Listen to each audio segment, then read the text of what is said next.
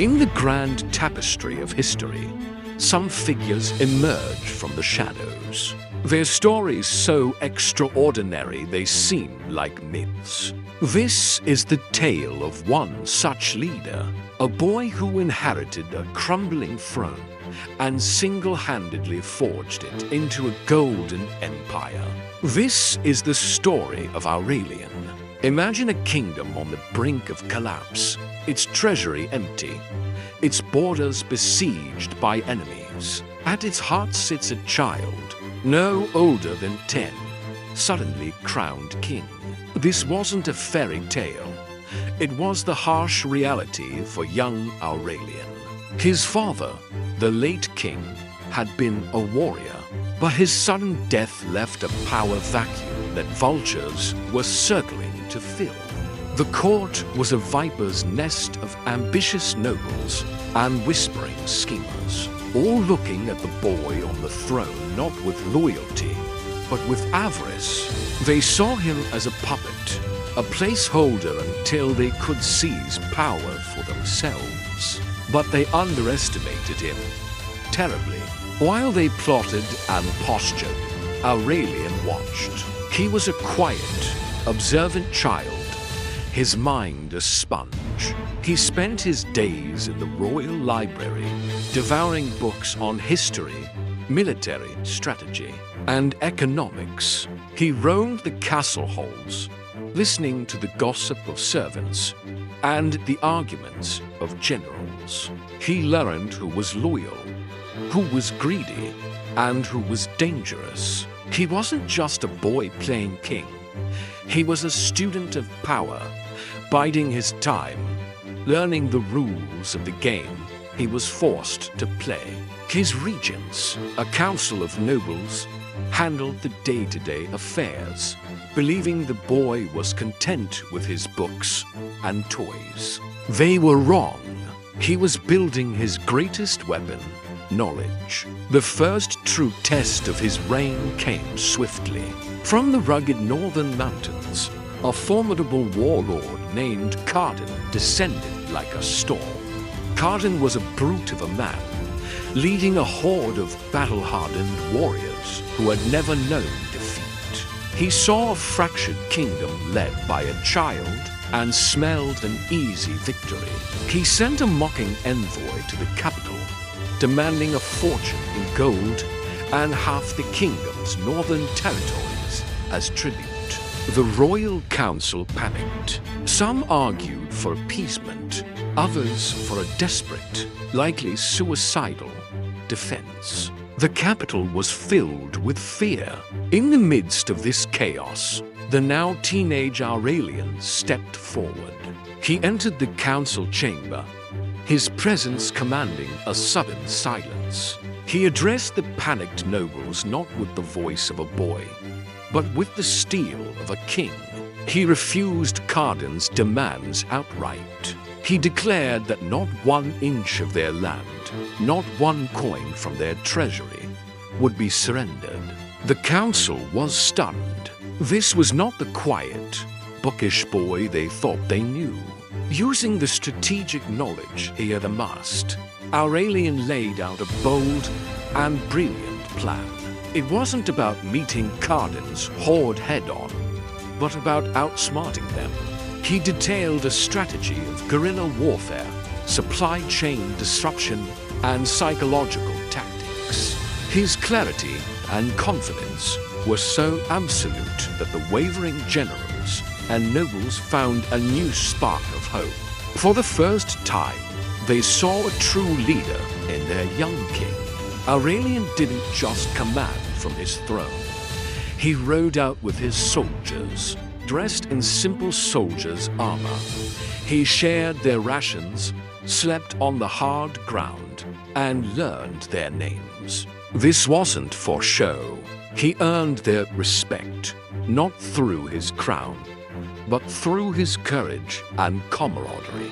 Following his strategy, the royal army didn't engage in pitched battles. Instead, they became ghosts in the mountains. They launched lightning-fast raids on Cardan's supply wagons set traps in narrow passes, and used the terrain to their advantage. Cardan's massive army, so formidable in open combat, was slowly being starved and bled dry without ever fighting a major battle. The fearsome warlord grew frustrated, his men demoralized. The final confrontation came on Aurelian's terms, in a valley he had chosen. Cardan's weary, hungry army was lured into a devastating ambush. The victory was total. Cardan was captured, his army shattered. When the victorious young king returned to the capital, he was no longer seen as a boy. He was hailed as Aurelian the Savior. With the northern threat neutralized, a new era began. Aurelian, now a young man, took full control of the government. His years of quiet study now bore fruit. He reformed the tax system, making it fairer and more efficient, which filled the treasury without crushing the populace. He invested in infrastructure, building roads, bridges, and irrigation systems that revitalized agriculture and trade. The kingdom began to prosper. Markets bustled with life, farms yielded bountiful harvests, and the people felt secure for the first time in a generation. He established academies of learning and patronized the arts, fostering a cultural renaissance. The boy who had inherited a husk of a kingdom was transforming it into a jewel. But success breeds envy. The same nobles who once saw him as a puppet now saw him as an obstacle to their ambitions. A conspiracy was formed in the shadows of the court, led by a charismatic and ruthless duke who felt the throne should have been his. They saw Aurelian's trust and focus on the people as a weakness. The assassins struck during a grand festival celebrating the harvest. As Aurelian mingled with his people, unguarded, they lunged from the crowd. But they had miscalculated. Aurelian wasn't just a scholar and a strategist. He was a warrior trained since childhood. With breathtaking speed, he disarmed one attacker and used him as a shield against the others. The royal guards, fiercely loyal to their king, swiftly neutralized the threat. The plot was exposed, and the conspirators were brought to justice. The incident served as a stark reminder that even in peace, danger was ever present. It hardened Aurelian, teaching him a painful lesson about the nature of power and the price of trust. The failed assassination attempt had a ripple effect beyond the kingdom's borders. Neighboring rulers, who had been watching Aurelian's rise with a mix of awe and fear, saw the internal strife as a sign of weakness. They thought his kingdom was vulnerable. Forming a powerful coalition, they declared what would be known as the War of Kings. It was a massive, coordinated invasion from 3 different directions, designed to overwhelm and partition Aurelian's realm. This was the ultimate test. It wasn't a single warlord, but an alliance of empires. Pundits and advisors predicted doom. The kingdom was vastly outnumbered, but they had forgotten who their king was. Aurelian's mind was a chessboard, and he saw moves others couldn't. He faced a multi-front war, but instead of dividing his forces, he used speed and deception. He would concentrate his entire army on one enemy, strike with overwhelming force to secure a quick, decisive victory, and then, through forced marches that stunned his contemporaries, race across the kingdom to meet the next threat. His enemies expected a static defense. He gave them a whirlwind of an offense. His logistical genius, honed by years of study, kept his army supplied and moving at an impossible pace. In a brilliant campaign that would be studied by military scholars for centuries, he defeated each invading army one by one.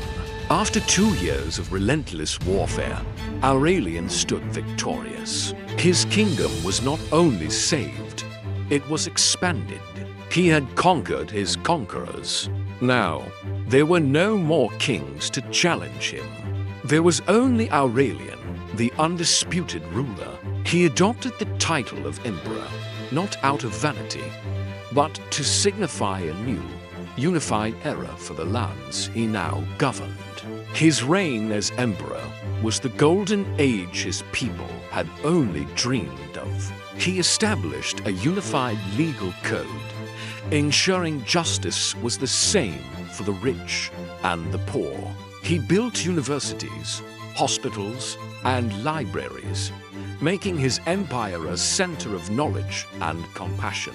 Trade flourished along the safe and well-maintained roads he had built, bringing unprecedented wealth and a fusion of cultures. He was a firm but just ruler, beloved by the common folk and respected even by his former enemies. He had achieved the impossible, lasting peace through strength and prosperity through wisdom. Emperor Aurelian lived to a ripe old age, his empire secure and thriving. He never grew complacent, always remembering the lessons of his youth: to watch, to learn, and to never underestimate an opponent. His legacy was not written in stone monuments, though he built many. It was etched in the hearts of his people. He was the boy king who became a scholar, the scholar who became a warrior, and the warrior who became a peacemaker. His story serves as a timeless inspiration and testament to the idea that true power comes not from a crown, but from the mind that wears it, and the courage to wield it for the good of all. He proved that even when you start with nothing, with wisdom and willpower, you can build an empire that lasts for ages. Thank you so much for watching. If you enjoyed this journey into the life of a legendary emperor, please hit that like button, subscribe to the channel, and ring the bell so you don't miss our next historical adventure.